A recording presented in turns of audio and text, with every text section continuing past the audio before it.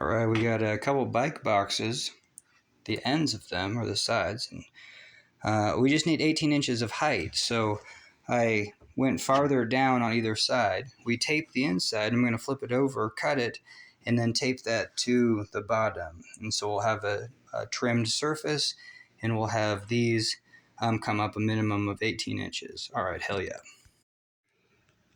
All right, I cut the tops off the box, so just kind of showing the process. Booyah. All right, so here it is upside down, and that left side, that was the one I did first. It was pretty flush with the floor, and then this side a little bit higher. So hell yeah, so we're gonna come in and trim that up, and then tape that whole seam, and then flip it right back over. Booyah.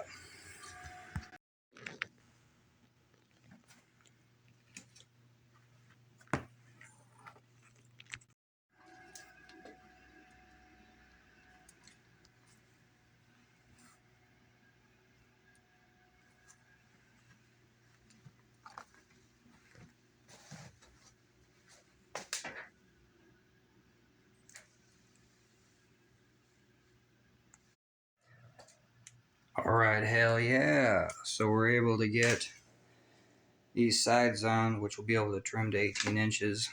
I might actually keep them at like 20, you know what I mean, 22 inches, because we don't want to, trim off too much. Hell yeah. But yeah, that turned out real good. And so let's flip it upside down, check it out.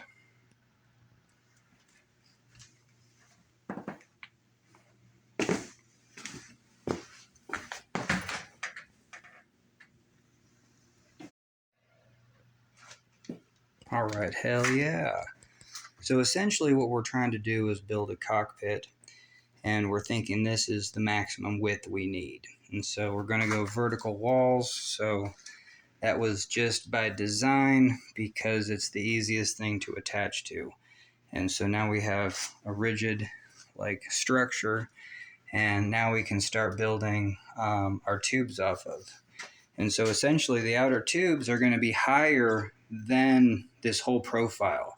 This floor is going to be the lowest thing in the water. So now we can build, so the tubes are like outriggers, and that just makes the most sense because once you're on that outrigger, then you're on, and then check this out. So you have this surface, even though the surface is small, and then you would have an outrigger. And so the second you step down, then you have those two surfaces as your width.